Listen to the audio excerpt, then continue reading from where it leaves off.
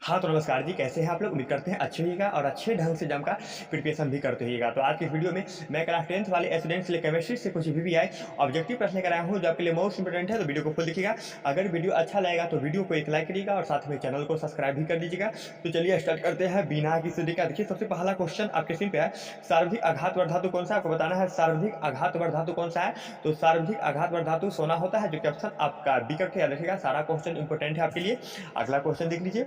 अगला क्वेश्चन आपका एंटीमनी क्या, आपको बताना है एंटीमनी क्या है। तो एंटीमनी एक उपधातु है, जो कि ऑप्शन आपका सी कट है, याद रखिएगा। अगला क्वेश्चन देख लीजिए।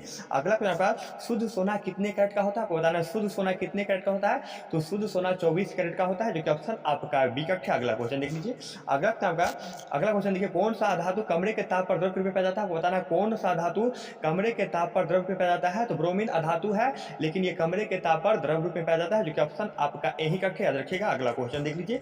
अगला क्वेश्चन आपका कार्बन के अपरूप निम्न में से कौन सा, आपको बताना है कार्बन के अपरूप निम्न में से कौन सा है। तो कार्बन के अपरूप हीरा और ग्रेफाइट दोनों है, जो कि ऑप्शन आपका एक है। और हीरा और ग्रेफाइट दोनों धातु है, तो यही प्रश्न याद रखिएगा। अगला क्वेश्चन देख लीजिए। अगला क्वेश्चन आपका इन्हीं में से कौन विद्युत का सर्वोत्तम चालक पदार्थ है? आपको बताना है इन्हीं में से कौन विद्युत का सर्वोत्तम चालक पदार्थ है। तो विद्युत का सर्वोत्तम चालक पदार्थ चांदी होता है, जो कि ऑप्शन आपका बी करेक्ट है। और चांदी का संकेत एजी है, जो कि ऑप्शन आपका बी करेक्ट है। अगला क्वेश्चन देख लीजिए। अगला क्वेश्चन आपका सल्फ्यूरिक अम्ल का अणुसूत्र क्या होगा? आपको बताना है सल्फ्यूरिक अम्ल का अणुसूत्र क्या होगा। तो सल्फ्यूरिक अम्ल का अणुसूत्र H2SO4 होता है, जो कि ऑप्शन आपका एक है। अगला क्वेश्चन देख लीजिए। अगला क्वेश्चन आपका इन्हीं में से किसे चाकू से काटा जा सकता है? तो सोडियम और लिथियम, सोडियम और लिथियम दोनों को चाकू से काटा जा सकता है, जो कि ऑप्शन आपका सी है। अगला क्वेश्चन देख लीजिए। अगला क्वेश्चन आपका वायुमंडल में CO2 अर्थात कार्बन डाइऑक्साइड गैस कितने प्रतिशत पाया जाता है? आपको बताना है वायुमंडल में CO2 गैस कितने परसेंट पाया जाता है। तो वायुमंडल में CO2 गैस 0.03% पाया जाता है, जो कि ऑप्शन आपका बी है। सारा क्वेश्चन देखिएगा, सारा क्वेश्चन इंपोर्टेंट है आपके लिए। अगला क्वेश्चन देख लीजिए।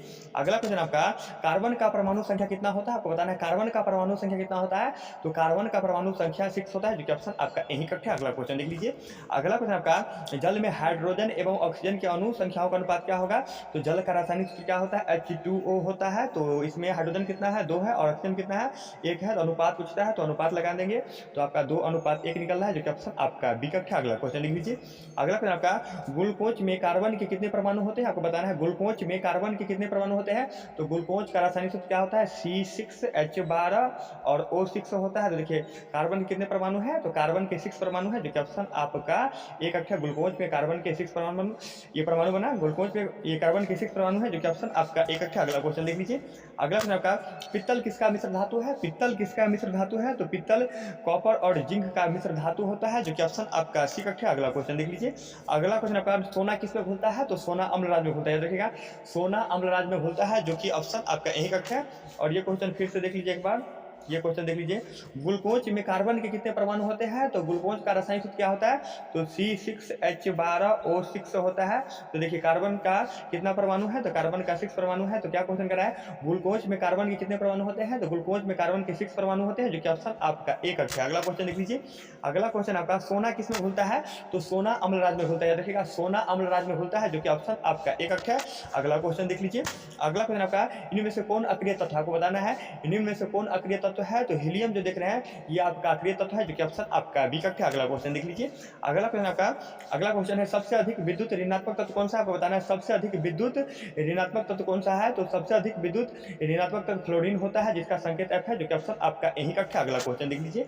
अगला क्वेश्चन आपका लोहा का परमाणु संख्या कितना होता है। लोहा का परमाणु संख्या 26 होता है, याद रखिएगा लोहा का परमाणु संख्या 26 होता है, जो कि ऑप्शन आपका एक है। अगला क्वेश्चन देख लीजिए।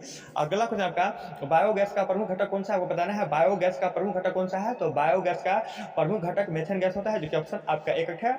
और मेथेन का फार्मूला क्या होता है। तो CH4 होता है, याद रखिएगा। अगला क्वेश्चन देख लीजिए। अगला आपका मैग्नेटाइट किस धातु का एक्स है। आपको बताना है मैग्नेटाइट किस धातु का एक्स है। तो मैग्नेटाइट आयरन अर्थात लोहा धातु का एक्स होता है, और आयरन का संकेत Fe है, जो कि ऑप्शन आपका भी करेक्ट है। मैग्नेटाइट किस धातु का एक्स है। तो मैग्नेटाइट आयरन अर्थात लोहा धातु का एक्स होता है। और एक प्रश्न ऐसा आता है हेमेटाइट किस धातु का एक्स है। तो हेमेटाइट भी आयरन धातु का ही एक्स होता है। तो ये प्रश्न याद रखिएगा। अगला क्वेश्चन देख लीजिए। लीजिए। अगला क्वेश्चन आपका कोयला किस प्रकार का ईंधन है, तो कोयला एक प्रकार का अनवीकरणीय ईंधन है, याद रखिएगा कोयला एक प्रकार का अनवीकरणीय ईंधन है, जो कि ऑप्शन आपका बी करेक्ट है। अगला क्वेश्चन देख लीजिए। अगला क्वेश्चन आपका निम्न में से कौन अधातु है, आपको बताना है निम्न में से कौन अधातु है। तो कार्बन जो देख रहे हैं ये आपका अधातु है और कार्बन की परमाणु संख्या कितना होता है, तो कार्बन की परमाणु संख्या 6 होता है, ये प्रश्न याद रखिएगा। अगला क्वेश्चन देख लीजिए। अगला क्वेश्चन आपका निम्न से कौन हाइड्रोकार्बन है, तो हाइड्रोकार्बन CH4 होता है, याद रखिएगा हाइड्रोकार्बन CH4 है, जो कि ऑप्शन आपका सी करेक्ट है। अगला क्वेश्चन देख लीजिए। अगला क्वेश्चन आपका एक्स में उपस्थित अशुद्धि को क्या कहते हैं, आपको बताना है एक्स में उपस्थित अशुद्धि को क्या कहते हैं, तो एक्स में उपस्थित अशुद्धि को गैंग कहा गया है, जो कि ऑप्शन आपका बी करेक्ट है। अगला क्वेश्चन देख लीजिए। अगला क्वेश्चन आपका किसी भी उदासीन विलयन का पीएच मान कितना होता है, आपको बताना है किसी भी उदासीन विलयन का पीएच मान कितना होता है, तो किसी भी उदासीन विलयन का पीएच मान 7 होता है। और शुद्ध जल का पीएच मान कितना होता है, तो शुद्ध जल का पीएच मान 7 होता है। और शुद्ध जल कैसा होता है, तो शुद्ध जल उदासीन होता है। और रक्त का पीएच मान कितना होता है, तो रक्त का पीएच मान 7.4 होता है। और दूध का पीएच मान कितना होता है, तो दूध का पीएच मान 6 होता है। तो ये भी प्रश्न याद रखिएगा। अगला क्वेश्चन देख लीजिए। अगला क्वेश्चन आपका कौन अधातु होते हुए विद्युत का सुचालक होता है, आपको बताना है कौन अधातु होते हुए भी विद्युत का सुचालक होता है। तो ग्रेफाइट जो है ये आपका अधातु है, लेकिन ये विद्युत का सुचालक होता है, जो कि ऑप्शन आपका बी करेक्ट है। और ग्रेफाइट कार्बन का प्रूफ भी है, तो ये प्रश्न याद रखिएगा। अगला क्वेश्चन देख लीजिए। अगला क्वेश्चन आपका अम्ल और क्षार आपस में अभिक्रिया करके क्या बनाते हैं, आपको बताना है अम्ल और क्षार आपस में अभिक्रिया करके क्या बनाते हैं। तो अम्ल और क्षार आपस में अभिक्रिया करके जल और लवण बनाते हैं, जो कि ऑप्शन आपका सी करेक्ट है। जल और लवण दोनों बनाते हैं, इसमें सिर्फ लवण दिया गया है, तो ऑप्शन आपका सी करेक्ट होगा। अगला क्वेश्चन देख लीजिए। अगला क्वेश्चन आपका धातु का ऑक्साइड कैसे होता है, आपको बताना है धातु का ऑक्साइड कैसे होते हैं। तो धातु का ऑक्साइड क्षारीय होते हैं और अधातु का ऑक्साइड अम्लीय होते हैं, तो ये प्रश्न याद रखिएगा। अगला क्वेश्चन देख लीजिए। सारा क्वेश्चन इंपॉर्टेंट है आपके लिए। अगला क्वेश्चन आपका हमारे शरीर का पीएच मान कितना होता है, आपको बताना है हमारे शरीर का पीएच मान कितना होता है। तो हमारे शरीर का पीएच मान 7 से लेकर 7.4 के बीच होता है, जो कि ऑप्शन आपका एक है। अगला क्वेश्चन देख लीजिए।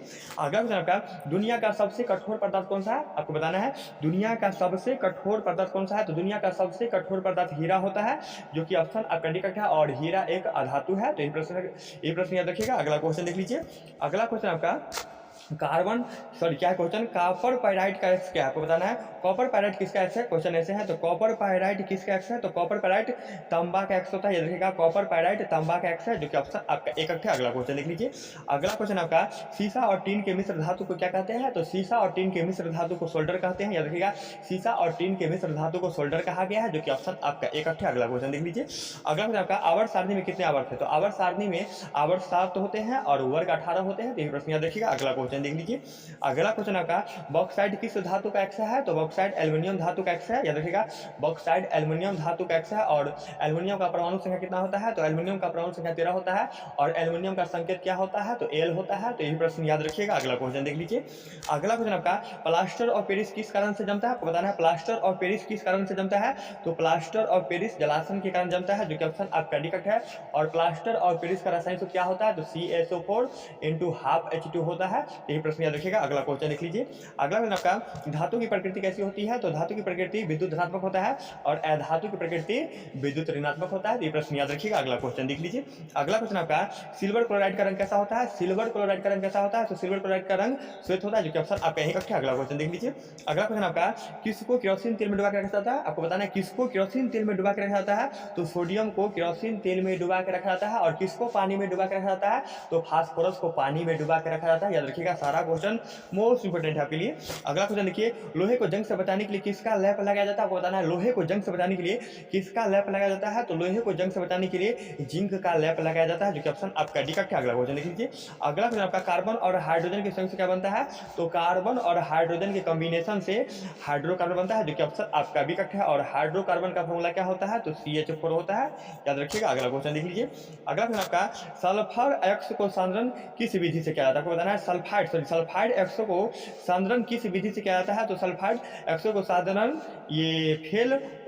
फेन उत्प्लावन विधि से किया जाता है, याद रखिएगा सल्फाइड एक्सो का सांद्रण फेन उत्प्लावन विधि से किया जाता है, उत्प्लावन विधि से, जो कि ऑप्शन आपका सी करेक्ट है, याद रखिएगा सल्फाइड एक्सो का सांद्रण फेन उत्प्लावन विधि से किया जाता है, जो कि ऑप्शन आपका सी करेक्ट है। तो उम्मीद करते हैं ये वीडियो आपको समझ में आया होगा, तो वीडियो को एक लाइक कर दीजिएगा और साथ में चैनल को सब्सक्राइब कर लीजिएगा। ओके, तब तक के लिए बाय, मिलते हैं नेक्स्ट वीडियो में।